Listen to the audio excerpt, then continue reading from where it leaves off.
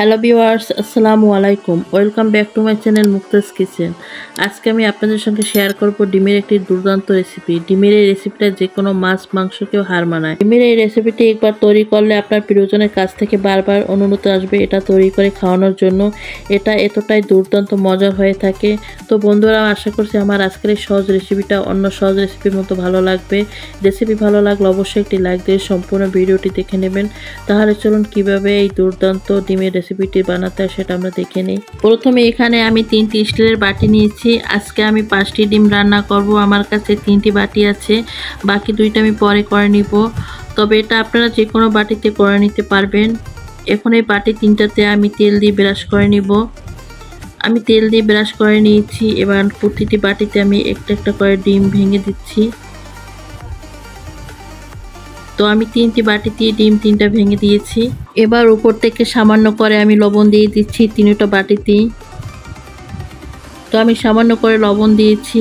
এবার দিয়ে দিচ্ছি আমি কাঁচামরিচ। তো এখানে আমি আমার পরিমাণ মতো কাঁচামরিচটা দিয়ে নিচ্ছি। আপনারা আপনাদের ঝাল বুঝে মরিচগুলো দিয়ে নেবেন। এবার দিয়ে দিচ্ছি অল্প করে কিছু পেঁয়াজ কুচি। তো এখানে আমি পেঁয়াজটা কিন্তু ছোট ছোট করে কেটে তারপর দিয়ে দিচ্ছি। এখন দিয়ে দিচ্ছি কিছু ধনিয়া পাতা কুচি। আর ধনিয়া পাতাটা আমি অল্প সামান্য করে দিয়ে দিচ্ছি। ডিমের বাটিগুলো আমি রেডি করে নিয়েছি।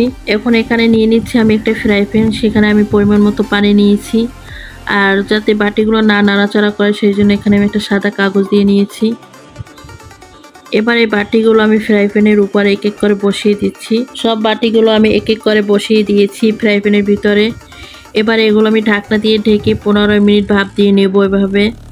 তো 15 মিনিট ভাপ দিয়ে নিলে ডিমগুলো খুব সুন্দরভাবে ভাপ হয়ে যাবে।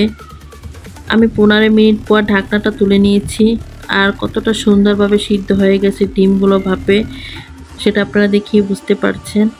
এখন এই ডিমগুলো আমি ফ্রাই প্যান থেকে নামিয়ে নেব। নামিয়ে নিয়ে ঠান্ডা করে তারপর আপনাদেরকে আমি দেখাচ্ছি। এবার চুলায় আবারও একটি ফ্রাই প্যান বসিয়ে দিলাম। ফ্রাই প্যানটা বসিয়ে দিয়ে এখন আমি এখানে দিয়ে দিচ্ছি পরিমাণ মতো সরিষার তেল। তো এখানে আপনারা সরিষার তেলের পরিবর্তে সয়াবিন তেলটা দিয়েও করে নিতে পারবেন। তবে ডিমের এই আজকের রান্নাটা কিন্তু সরিষার তেল দিয়ে রান্না করলে বেশি ভালো লাগবে খেতে। এখন ফোড়নের জন্য দিয়ে দিচ্ছি আমি সামান্য আস্ত জিরা। জিরাগুলো আমি সামান্য ভেজে নিচ্ছি তেলের উপরে। জিরাটা ভেজে নেওয়ার পরে এখন আমি এখানে দিয়ে দিচ্ছি 2টা পেঁয়াজ কুচি। পেঁয়াজ 2টা দিয়েও আমি হালকা করে ভেজে নিব। পেঁয়াজটা আমি বেশি বাদামি করে ভাজবো না, হালকা করে ভেজে নিব। তো পেঁয়াজটা আমি হালকা করে ভেজে নিয়েছি। এখন এখানে দিয়ে দিচ্ছি সামান্য রসুন বাটা, সামান্য আদা বাটা। তবে এখানে রসুন আর আদাটা কিন্তু সামান্যই দিতে হবে, বেশি দেওয়া যাবে না। তাহলে এই ডিমটা রান্না করার পর কিন্তু আদা রসুনের একটা ঘ্রাণ আসবে। এখন এই আদা রসুনটাও আমি এই তেলের উপরে হালকা করে ভেজে নিয়েছি। আদা রসুনটা এভাবে তেলের উপরে হালকা করে ভেজে নিতে হবে। এর কাঁচা যে একটা গন্ধ আসে তাহলে সেটা চলে যাবে। আদা রসুনটা আমি ভেজে নিয়েছি। এখন এখানে দিয়ে দিচ্ছি সামান্য পানি। এখন এখানে আমি অ্যাড করব গুঁড়ো মশলা, সেই জন্য পানিটা আমি দিয়ে নিয়েছি যাতে এই গুঁড়ো মশলাটা পুড়ে না যায়। তো প্রথমে দিয়ে দিচ্ছি আমি হাফ চামচ হলুদ গুঁড়া। এরপর দিয়ে দিচ্ছি আমি হাফ চামচ মরিচের গুঁড়া। তারপর দিয়ে দিচ্ছি আমি হাফ চামচ জিরার গুঁড়া। এখন এই গুঁড়া মশলাগুলো আমি খুব ভালো করে কষিয়ে নেব। তো আমি আবারও সামান্য একটু পানি দিয়ে নিচ্ছি। পানিটা দিয়ে আমি মশলাটা খুব ভালো করে এখন কষিয়ে নেব। এখানে আমি হাফ চামচের চেয়েও কম করে গুঁড়ো মশলাগুলো অ্যাড করেছি, কারণ আমার মনে হচ্ছিল যদি আমি হাফ চামচ করে এখানে গুঁড়ো মশলাগুলো দেই তাহলে মশলাগুলো বেশি হয়ে যাবে, সেই জন্য আমি আর একটু কমিয়ে দিয়েছি। এখন আমি আপনাদেরকে দেখিয়ে দিচ্ছি ভাপানো ডিমগুলো কেমন হয়েছে। দেখুন ডিমগুলো কতটা সুন্দরভাবে বাটি থেকে উঠে আসছে। আর এদিকে মশলাটা আমার খুব ভালো করে কষানো হয়ে গেছে। মশলাটা খুব ভালো করে কষিয়ে এখন এখানে অ্যাড করছি আমি ঝোলের জন্য পানি। তবে আমি আমার পরিমাণ মতো ঝোলের জন্য পানিটা অ্যাড করেছি। আপনারা আপনাদের মতো ঝোলের জন্য পানিটা অ্যাড করে নেবেন। ঝোলের জন্য পানিটা দিয়ে আমি মশলার সাথে পানিটা খুব ভালো করে মিশিয়ে দিচ্ছি। মিশিয়ে দিয়ে এখন আমি ঝোলটা যতক্ষণে ফুটে না উঠবে সে পর্যন্ত অপেক্ষা করতেছি। ঝোলটা খুব সুন্দরভাবে ফুটে উঠেছে। ঝোলটা আমি নাড়াচাড়া করে দিচ্ছি। আর এ পর্যায়ে আমি এখানে দিয়ে দিচ্ছি লবণ।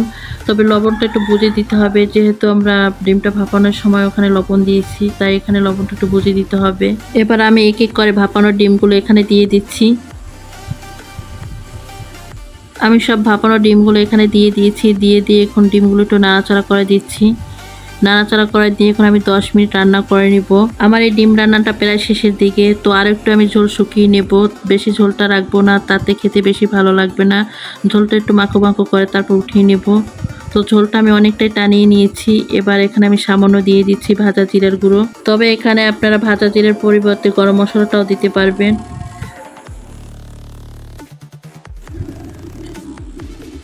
এবার উপর থেকে দিয়ে দিচ্ছি কিছু ধনিয়া পাতা কুচি। তো ধনিয়া পাতাটা দিয়ে আর গরম মশলাটা দিয়ে ভালো করে মিশিয়ে নিয়েছি। আমার ডিম রান্নাটা এখন পুরোপুরি কমপ্লিট। এখন আমি এটা চুলা থেকে তুলে নিচ্ছি। তুলে নিয়ে আমি আপনাদেরকে পরিবেশন করে দেখাচ্ছি। এই তো দুর্দান্ত স্বাদের ডিমের রেসিপি রেডি। দেখুন কতটা দারুণ হয়েছে, আর এটার কালারটাও কতটা সুন্দর লাগতেছে। এটা গরম ভাতের সাথে খেতে কিন্তু অনেক মজার হয়। এভাবে করে ডিম রান্না করলে খেতে সবাই খুবই পছন্দ করবে। আপনারা বাড়িতে একবার হলো এভাবে রান্না করে খাবেন, আশা করি আপনাদেরও খুবই ভালো লাগবে। তো বন্ধুরা, আমার আজকের এই ডিমের রেসিপিটা আপনাদের কাছে কেমন লেগেছে সেটা অবশ্যই কমেন্ট করে জানাবেন। আর আমার এই রেসিপিটির কোনো অংশ আপনাদের কাছে এতটুকু ভালো লেগে থাকলে তাহলে অবশ্যই লাইক শেয়ার করে দিবেন। আমার চ্যানেলটি সাবস্ক্রাইব করা না থাকলে অবশ্যই সাবস্ক্রাইব করে আমার পাশেই থেকে যাবেন। তো বন্ধুরা, আজকে পর্যন্তই। সবাই ভালো থাকবেন, সুস্থ থাকবেন, সবার জন্য দোয়া করবেন। আল্লাহ হাফেজ।